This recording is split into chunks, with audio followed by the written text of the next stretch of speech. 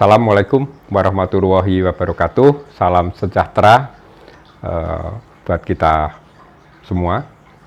Kembali siang ini saya Hari Prabowo dari LP3M Investa melanjutkan secara berkala untuk pencerahan bagi teman-teman semuanya, khususnya para investor saham. Beberapa waktu yang lalu kita sudah bicara tentang short selling, ya, dan kita hari ini akan bicara mengenai insider information. Ya, insider information itu ya informasi orang dalam, gitulah ya, informasi orang dalam. Nah, ini yang perlu kita ketahui bersama, Bapak Ibu. Jadi kita belajar di investasi ini, saya kira pada dasarnya kan kita ingin mengetahui pergerakan harga, ya kan? Harga saham itu kan naik turun. Nah, naik turunnya itu kan macam-macam. Ya, ada yang kita belajar fundamental, ada yang teknikal, ada yang bandarmologi, itu kan. Tetapi faktor yang mempengaruhi itu kan banyak. Nah, apakah harga saham itu hanya bergerak dari fundamental dan teknikal? Ya, kita analisisnya enggak. Ya, ternyata itu banyak banget di luar itu, dan kali ini saya menyoroti tentang insider information. Jadi harga saham itu pada dasarnya kan mereka bergerak, kalau menurut saya itu karena adanya berita. Ya, ada berita positif, harga naik, ada berita negatif, harga turun. Itu berita bersifat makro begitu, kondisi pasar, atau sampai ke individu perusahaan-perusahaannya, ya kan? Kalau ada laporan keuangan misalnya bagus, wah harga saham naik, atau sebaliknya, ketika harga laporan keuangannya turun, itu harga saham akan turun. Itu kan secara teoritis begitu. Nah, mengenai insider information, siapa yang bisa mengetahui berita? Padahal di dalam undang-undang pasar modal, ya, undang-undang nomor 8 tahun 1995 tentang pasar modal, itu semua diatur di situ. Ya, bagaimana emiten itu harus melaporkan kondisinya atau hal-hal penting, ya, informasi material, informasi penting gitu ya. Artinya informasi itu kalau itu disampaikan ke publik itu bisa mempengaruhi harga saham naik turun, ya. Itu tergantung informasinya itu positif atau negatif. Nah, itu informasi penting, dan itu tidak boleh semuanya mengetahui sebelum itu diumumkan secara resmi oleh pihak emiten atau perusahaan melalui aturan-aturan yang benar, ya, dilaporkan ke OJK, ke Bursa Efek Indonesia. Itu biasanya kita bisa lihat di websitenya idx, ya, .co.id, ya. Itu disitulah itu menjadi media resmi di cara pengumumannya, baru media-media itu ngambil dari situ disiarkan begitu. Nah, ini amat penting sekali, ya. Jadi sekarang apakah, pertanyaannya, apakah orang-orang dalam yang sebetulnya tidak boleh memberitahukan kepada publik, ya, sebelum diumumkan secara resmi itu bisa komit? Ya, artinya mereka tidak membocorkan pada pihak-pihak lain.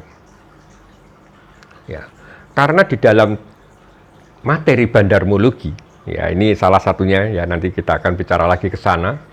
Itu mau tidak mau, ya, atau percaya atau tidak percaya, kita bahwa bandarmologi, ya, bandar-bandar saham itu ada, tapi tidak nampak.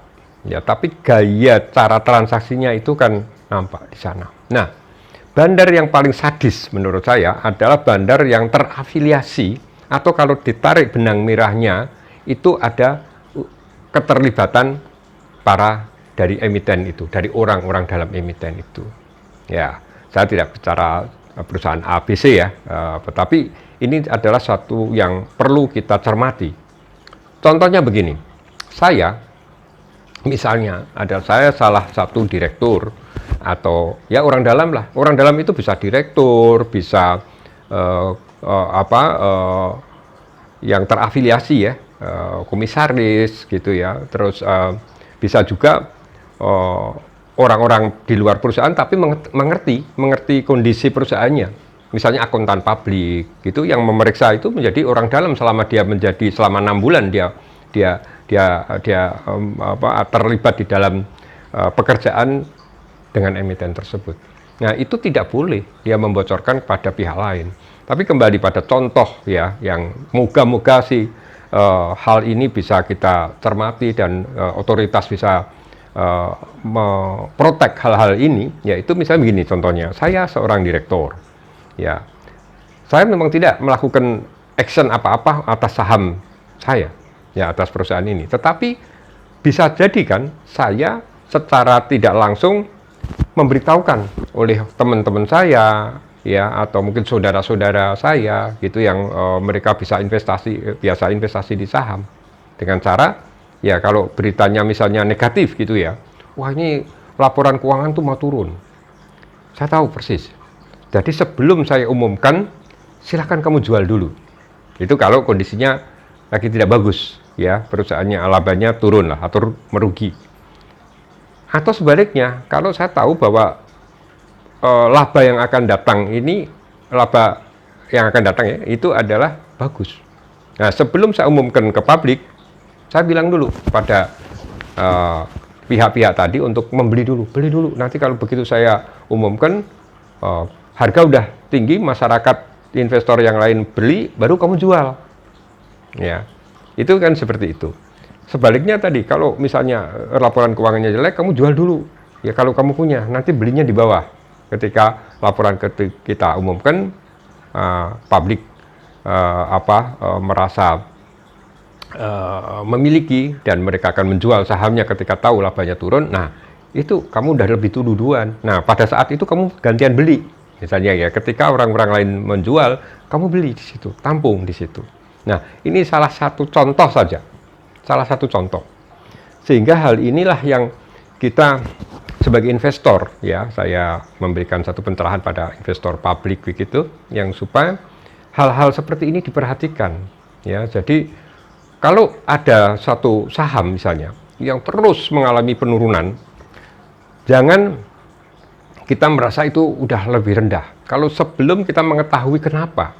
Karena yang saya khawatirkan bahwa ini adalah penjualan karena perusahaan itu ada sesuatu yang negatif dan mereka sudah memberikan bocoran-bocoran itu pada pihak lain untuk menjual dulu, ya akhirnya turun terus. Percuma kita nampung. Saya selalu mengistilahkan jangan menampung pisau jatuh. Ya. Jadi kita sebelum tahu, kita jangan buru-buru untuk membeli. Ketika saham itu udah rendah, misalnya dengan harga 1.500 menjadi harga 1.200, waduh merasa rendah, belum tentu. Mungkin bisa turun lagi. Karena pada informasi yang belum disampaikan, dan ketika itu disampaikan, itu memang benar-benar bisa turun. Gitu. Ya, jadi ini kadang-kadang teman-teman investor itu kan bingung gitu. Wah, ini kenapa ya turun dalam banget, kenapa udah merasa ini rendah dia beli. Padahal ada sesuatu informasi penting yang belum diumumkan. Ya, jadi ini adalah warning. Maksud saya, kita tidak hanya belajar masalah fundamental, tidak hanya masalah teknikal, tapi ya saya bilang ini masuk wilayah bandarmologi ya. Jadi untuk menyikapi jangan-jangan ada sesuatu di perusahaan itu. Ya, inilah satu pencerahan saya untuk teman-teman agar untuk tidak tidak sekedar belajar yang itu saja gitu ya, apalagi tidak sama sekali hanya ikut-ikutan, itu jangan ya. Saya bilang teman-teman sebagai investor harus rajin-rajin menimba pengetahuan ya untuk kepentingan investasi teman-teman sendiri ya, karena ini banyak yang sudah diatur ya, ada penipuan, manipulasi, perdagangan orang dalam, pasar semu dan sebagainya, itu banyak. Nanti kita akan jabarkan satu-satu teknisnya ya. Saya harapkan teman-teman kalau berminat bergabung dengan kami akan terus bisa mengikuti pencerahan-pencerahan dari kami baik melalui YouTube maupun yang sudah tergabung di dalam grup kami ya, itu bisa mendapatkan pelatihan-pelatihan secara free ya, tetapi terus terang kita melalui Zoom ya, karena untuk mengefisienkan biaya.